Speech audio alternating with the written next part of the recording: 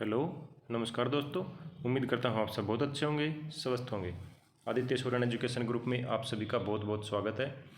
दोस्तों, आज KVS के एडमिशन ओपन हो चुके हैं क्लास फर्स्ट से लेकर के क्लास 11 तक। आपको पता होगा कि CBSE में बोर्ड क्लास में एडमिशन नहीं होते हैं 10th और 12th में। इसके अलावा बाकी सभी क्लासेस के लिए एडमिशन ओपन हो चुके हैं। क्या क्या डॉक्यूमेंट चाहिए, किस बच्चे का एडमिशन होगा, प्रायोरिटी किस बच्चे को मिलेगी, वही सब जानने के लिए बने रहिए वीडियो के अंत तक हमारे साथ। मेरा नाम है Aditya Soren. Knowledge is power, ज्ञान ही शक्ति है। अगर आप किसी भी कंपटीशन एग्जाम की तैयारी कर रहे हो, HTET, CTET, RET, या फिर आप KVS के एग्जाम तैयारी कर रहे हो, तो हमारे चैनल को जरूर सब्सक्राइब करें। यहाँ से आपको time to time latest guidelines मिलती रहेंगी। ओके फ्रेंड्स, चलिए देखते हैं क्या बताया गया इसमें। फर्स्ट ऑफ ऑल आपको बता देना चाहता हूँ कि क्लास फर्स्ट के लिए कि नंबर 1 का एडमिशन जो KVS में होते हैं वो क्लास फर्स्ट में ही होते हैं। इसके बाद वही क्लास आगे प्रमोट की जाती हैं। अगर मान लो कि किसी क्लास में सीट वैकेंट हो गई, कोई TC लेके चला गया, तो उसका भी अलग से एडमिशन किया जाता है।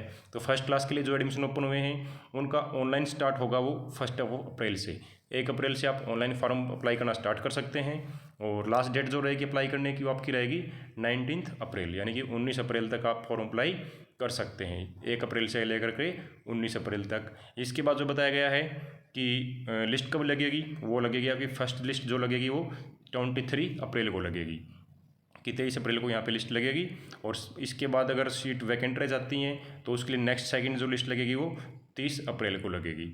इसके बाद आपको बताया गया है कि इसके बाद भी अगर किसी चयनित सूची में किसी बच्चे का नाम नहीं हो पाता, या फिर फर्स्ट सेकंड में से सीटें भरने के बाद में अदर्स जो सीटें वैकेंट रहेगी उसकी थर्ड लिस्ट 5 मई को। और जो वेरिफिकेशन जो देनी होती है जो प्रायोरिटी वाले को, वो हम आगे डिस्कस करेंगे कि फर्स्ट प्रेफरेंस किसको मिलेगी, वो आगे 3 तारीख के बाद आप दे सकते हैं। इसमें आगे बताया गया है कि इसके अलावा मान लो कि फर्स्ट क्लास के अलावा किसी क्लास में सीट वैकेंट है, तो वहाँ के लिए आप फॉर्म अप्लाई ऑफलाइन होंगे, ये आपका कर सकते हैं 8 अप्रैल से लेकर के 15 अप्रैल तक। और उनकी लिस्ट लगेगी 19 और 20 अप्रैल को। 20 अप्रैल से 27 अप्रैल को यहाँ पर आप एडमिशन ले सकते हैं। ओके फ्रेंड्स, चलिए आगे बताया गया है इसमें कि किस क्लास में एडमिशन लेने के लिए बच्चे की उम्र क्या होनी चाहिए। हम डिस्कस करने वाले हैं कि क्या उम्र होनी चाहिए। ये दिखाया गया है कौन सी क्लास में आप एडमिशन लेना चाहते हो। फर्स्ट, सेकंड, थर्ड, फोर्थ, ये सभी क्लास दिखाई गई हैं।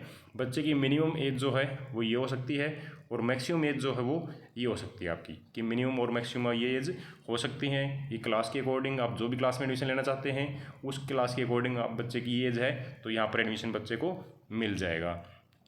इसके बाद सीटों का बंटवारा कैसे होता है आपको बताना चाहता हूँ कि KVS में जो सीटें होती हैं वो 40 सीट्स होती हैं।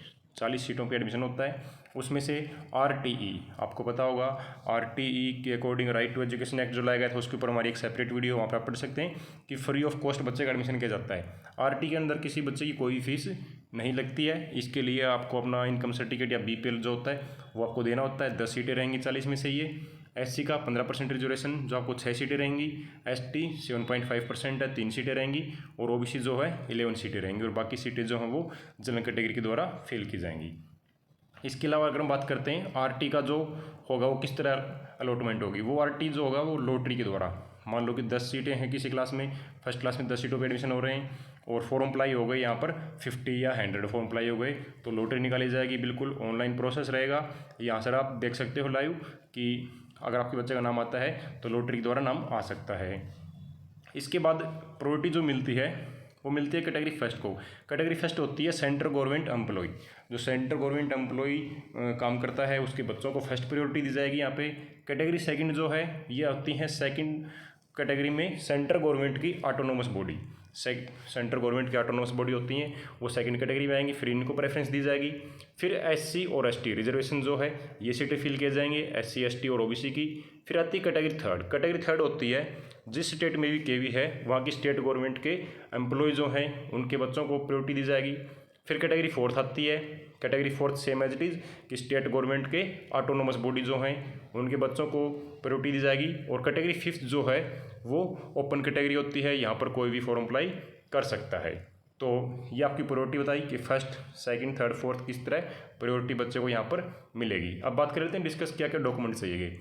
RT में जो है आपको अपना BPL या वो दिखाना होगा कि इनकम जो लो है उसके अकॉर्डिंग एडमिशन मिलता है। और कैटेगरी 1 में आपको सेंट्रल गवर्नमेंट एम्प्लॉय का सर्टिफिकेट देना होगा, आप जिस डिपार्टमेंट में वर्क करते हैं वहाँ का। और ऐसे ही कैटेगरी सेकंड की सेंट्रल गवर्नमेंट की ऑटोनोमस बॉडी, SC ST और OBC में आपको अपने कास्ट सर्टिफिकेट देने होंगे।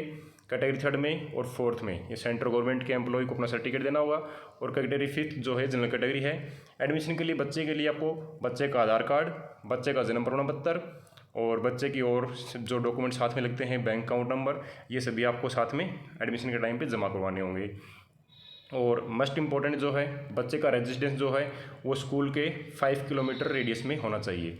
अगर बच्चा मान लो कि ऐसा नहीं है, कहीं और आप जगह पर रहते हो, कहीं और जगह पर एडमिशन ले रहे हो, ऐसा नहीं होगा। जिस स्कूल में आप एडमिशन ले रहे हो उसका आपको एक रेजिडेंशियल प्रूफ देना होगा कि आप स्कूल के नियर बाई आप रह रहे हो। ये आपको बताया गया है कि आप स्कूल के 5 किलोमीटर से लेकर के अब वो 8 किलोमीटर रेडियस में आपका घर होना चाहिए, तभी आपके बच्चे को यहाँ पे एडमिशन मिलेगा। ओके फ्रेंड्स, उम्मीद करता हूँ आपको सारी जानकारी समझ आ गई होगी। अगर फिर भी कोई डाउट रहता है तो आप कमेंट बॉक्स में पूछ सकते हैं। तो आपको वीडियो कैसी लगी जो कमेंट बॉक्स में ज़रूर बताइए। तो पढ़ते रहिए, बढ़ते रहिए। God bless you all.